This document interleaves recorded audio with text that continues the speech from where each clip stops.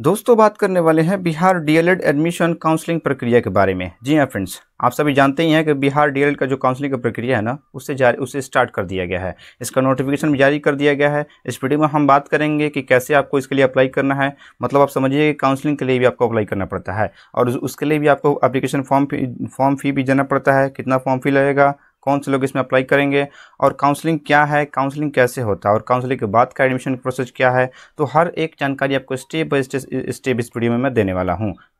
Counselling से लेकर के एडमिशन तक का process her cheese step by step इस वीडियो में आपको एक्सप्लेन करने वाला हूँ। साथ ही साथ एडमिशन प्रोसेस में आपको कैसे जाना है और किन किन डॉक्यूमेंट को लेकर जाना है, कौन कौन से डॉक्यूमेंट आपको चाहिए एडमिशन लेने के लिए, हर एक चीज़ आपको मिलने वाली है। वीडियो भले ही थोड़ी सी लंबी हो सकती है, लेकिन आप यकीन मानिए यदि आप इस वीडियो को पूरा देख लेते हैं तो आपको एडमिशन प्रोसेस मतलब मेरिट लिस्ट क्या होता है, काउंसलिंग कैसे होती है, काउंसलिंग से लेकर के एडमिशन तक का प्रोसेस आपको समझ में आने वाला है। आपको किसी प्रकार का कन्फ्यूजन नहीं जाएगा। तो चलिए वीडियो को शुरू करते हैं। तो जैसा कि आप स्क्रीन पर देख सकते हैं, ये नोटिफिकेशन हमने डाउनलोड कर लिया है बिहार डीएलएड काउंसलिंग का। ऊपर आप देख सकते हैं बिहार विद्यालय परीक्षा समिति। सबसे पहले हम बात करें तो एप्लीकेशन कब से स्टार्ट होगा, तो इंपॉर्टेंट डेट्स के बारे में हम बात करेंगे। तो यहाँ पर आप देख सकते हैं महत्वपूर्ण तिथियाँ में आवेदन की तिथि यानी 20 जून से आपका एप्लीकेशन स्टार्ट हो जाएगा काउंसलिंग प्रक्रिया का और 26 जून लास्ट डेट रखा गया है।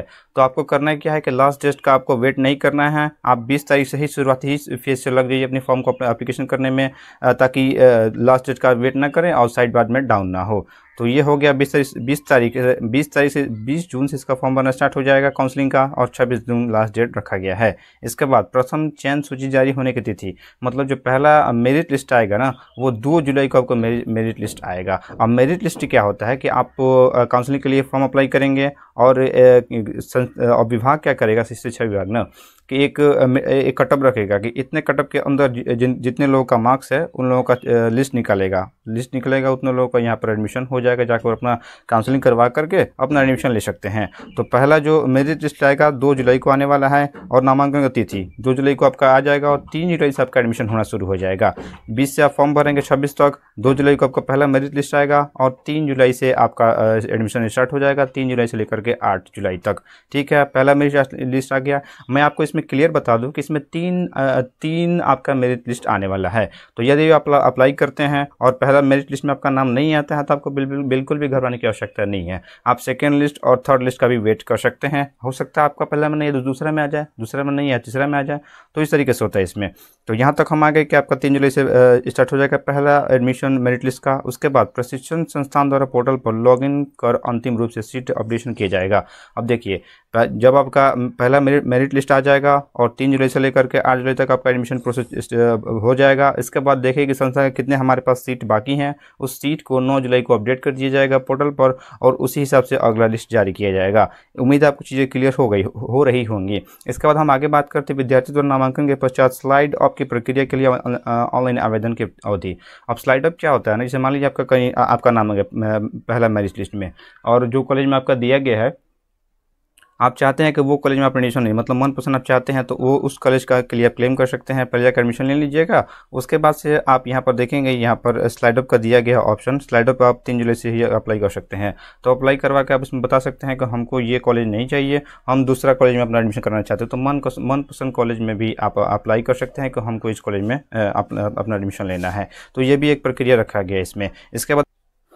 इसके बाद हम आगे देखते हैं जिन विद्यार्थी का चयन प्रथम चयन सूची में कहीं भी नहीं होता है उसके लिए नया विकल्प भरने अथवा पूर्व के विकल्प में परिवर्तन करने की अवधि। तो यहाँ पर देख सकते हैं ये वही चीज़ बोला गया है कि आपको पहला मेरिट लिस्ट में आप नहीं आपका नाम आता है तो आपको घबराने की आवश्यकता नहीं है। सेकंड लिस्ट का आपको इंतजार करना पड़ेगा।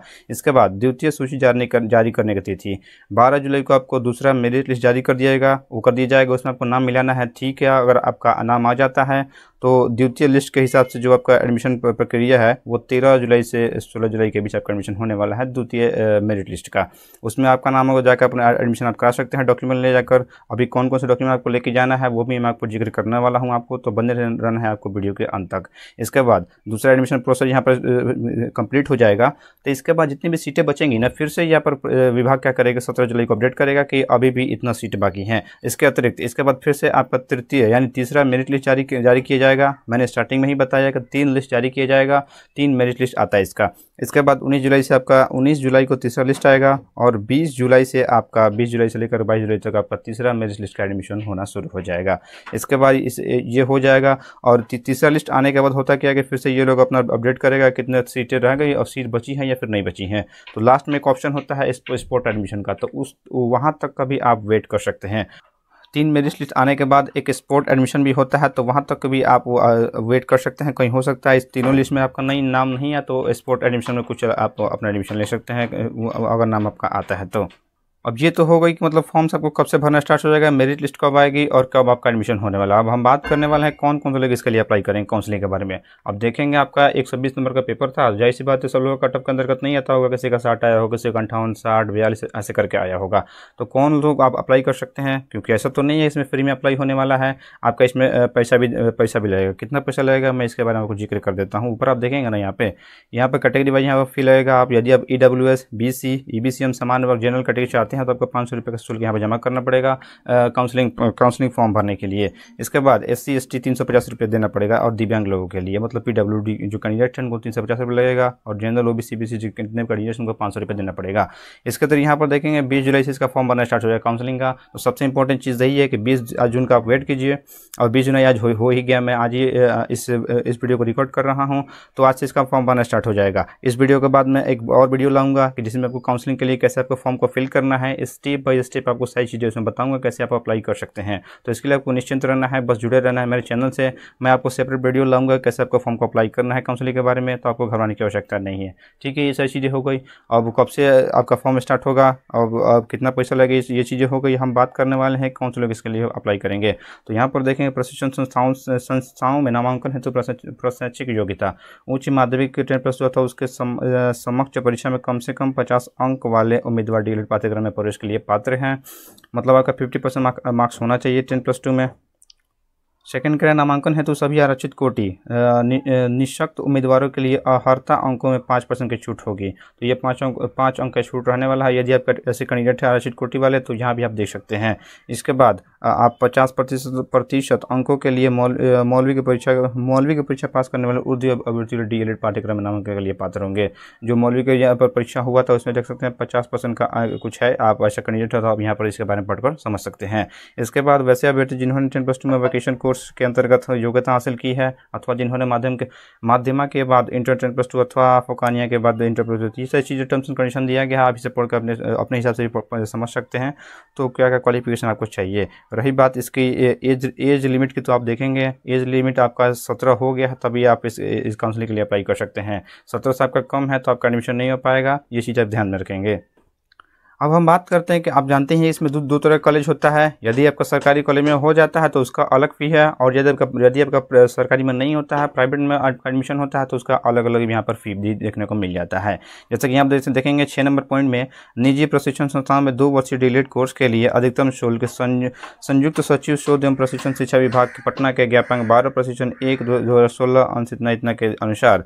यहाँ पर देखेंगे गैर सरकारी वित्तोत्सर्जित प्रशिक्षण संस्थानों में 2 वर्षीय DELED कोर्स के लिए शैक्षणिक सत्र 2023 से 2025 से प्रति छात्र अधिकतम 60,000 रुपया शुल्क तथा कुल 2 वर्ष के संपूर्ण कोर्स हेतु प्रति छात्र अधिकतम 1,20,000 यहाँ पर लगने वाला है। यहाँ पर साफ साफ बोला गया है कि 2023 से लेकर यहाँ पर सरकार ने कह दिया था कि जितने भी प्राइवेट कॉलेज वाले हैं ये आदेश उनके लिए है कि प्रति छात्र जो उनको एडमिशन फी लेना है। यदि प्राइवेट कॉलेज से आप कोई भी कैंडिडेट एडमिशन लेता है तो उसको 1 साल का जो DELED 2 साल का कोर्स होता है, 1 साल का 60,000 लेना है और दूसरे साल का 60,000 लेना है। मतलब टोटल आपको 1,20,000 में ही आपको कैंडिडेट का फॉर्म फी यहाँ पर बोलना पड़ेगा। मतलब 1,20,000 से ज़्यादा आपका प्राइवेट में नहीं लगेगा। ये चीज़ क्लियर हो गई। यदि आप 1,20,000 से कोई कॉलेज लेता है तो आप इसके बारे में कंप्लेन भी कर सकते हैं। तो ये तो हो गई कि प्राइवेट कॉलेज के बाद जिनका सरकारी में नहीं होता, प्राइवेट कॉलेज मिलता है तो उसमें आपको कितनी फ़ी देनी पड़ेगी, तो टोटल आपको 1,20,000 रुपया देना पड़ेगा। इसके बाद 11 नंबर पॉइंट में देखेंगे यहाँ पर फिर से बोला गया स्लाइड अप प्रक्रिया। तो स्लाइड अप प्रक्रिया यही है, मैंने आपको यहाँ भी बताया कि यदि आपका नाम आ जाता है किसी मेरिट लिस्ट में और सामने कॉलेज का नाम होगा, उस कॉलेज में आप एडमिशन नहीं लेना चाहते हो तो आप क्लेम भी कर सकते हैं। आप स्लाइड अप का प्रक्रिया कर सकते हैं कि हमको ये कॉलेज में एडमिशन नहीं चाहिए, इस कॉलेज में हमको एडमिशन चाहिए। मतलब मनपसंद का ये भी ऑप्शन रखा गया, मनपसंद कॉलेज में भी आप एडमिशन ले सकते हैं। इसके बाद यहाँ पर देखेंगे नीचे में इन अभ्यर्थियों को प्रथम चरण में जो प्रशिक्षण संस्थान आवंटित हुआ है वे अनिवार्य रूप से 3,000 रुपये मात्र सुरक्षा राशि आवंटित स्थान में जमा कर नामांकन लेना सुनिश्चित करेंगे। मतलब ये है ना कि यदि आपका पहला मेरिट लिस्ट में आपका नाम आ जाता है तो आप कॉलेज जाएंगे, जहाँ भी आपका कॉलेज का नाम होगा उस कॉलेज में जाकर मात्र 3,000 रुपये जमा करके एक आवंटित राशि के रूप में ये पैसा जमा करके अपना एडमिशन ले सकते हैं। तो मात्र 3,000 रुपये ही आपको देना पड़ेगा एडमिशन के टाइम पर। इसके बाद सबसे इंपॉर्टेंट चीज़ हम बात करें कि कौन कौन से लेके इसमें फॉर्म अप्लाई करें। अब जाहिर सी बात है सबका उतना नंबर नहीं आया होगा कि आपको बहुत से लोग को इसमें कन्फ्यूजन भी होगा कि हम अप्लाई करें या फिर नहीं करें काउंसलिंग के लिए, क्या पता हम कट ऑफ के अंतर्गत आए भी नहीं और यहाँ पर अप्लाई कर दें, क्योंकि इसमें पैसा भी लग रहा है, आपका फॉर्म फी रिफंड नहीं होने वाला है। आप देख सकते हैं 500 रुपये देना पड़ेगा जनरल और ओबीसी के लिए। तो मैं यहाँ पर मोटामोटी आप ये समझिए यदि आपका 50% या फिर 60% है आपका अंक, तो आप इसके लिए अप्लाई करने के लिए जा सकते हैं। आप देख सकते हैं अपना भी।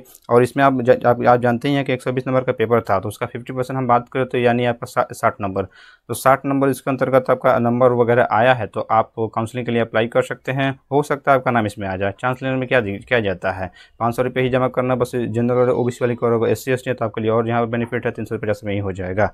तो मैं यहाँ पर कहूँगा कि यदि 50% या फिर 60%, 50 या 60% आपके अंक है तो ऐसी स्थिति में आप काउंसलिंग के लिए अप्लाई कर देंगे। और इससे ऊपर जिनका अंक आया, जिनका 50 से 60 के ऊपर ही अंक आया है तो वो तो खास तौर पर अप्लाई करेंगे, क्योंकि उसमें काउंसलिंग करवा करके अपना एडमिशन भी यहाँ पर ले सकते हैं। इसके बाद हम बात करें कि इसमें डॉक्यूमेंट कौन कौन से लगने वाला है एडमिशन के लिए। यदि आप एडमिशन के लिए जाते हैं तो आपको कौन कौन से डॉक्यूमेंट लेके जाना पड़ेगा, तो ये चीज़ें मैं आपको यहाँ पर क्लियर कर देता हूँ। आप यहाँ पर देखेंगे ना, यहाँ पर इसके बारे में दिया गया है 10 नंबर सेक्शन में कि आपको सबसे पहले आपको करना क्या है कि अपने यूजर ID पासवर्ड का यूज करके लॉगिन करके पहले एनिमेशन एक लेटर होगा उसको डाउनलोड कर लेना है। डाउनलोड करने के बाद आपको उसको प्रिंट आउट लेके जाना है और उसमें 10वीं बोर्ड का मार्कशीट आपको लेके जाना है, उत्तीर्ण प्रमाण पत्र, 12वीं परीक्षा का अंक प्रमाण पत्र लेके जाना है, मतलब दोनों का मार्कशीट आपको ले लेना है, 10th और 12th दोनों का भी।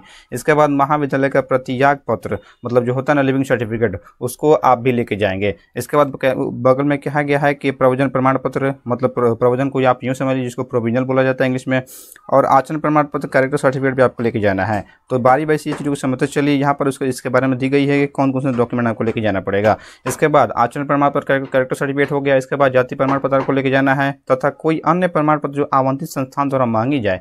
मतलब आपके जैसे मान लीजिए इसमें रिजर्वेशन भी है तो रिजर्वेशन के क्राइटेरिया फुलफिल करते हैं और रिजर्वेशन आप लेना चाहते हैं, जो भी इसमें रिजर्वेशन मिलने वाला है तो उसके जो पेपर लगेंगे आपको लेके जाना पड़ेगा।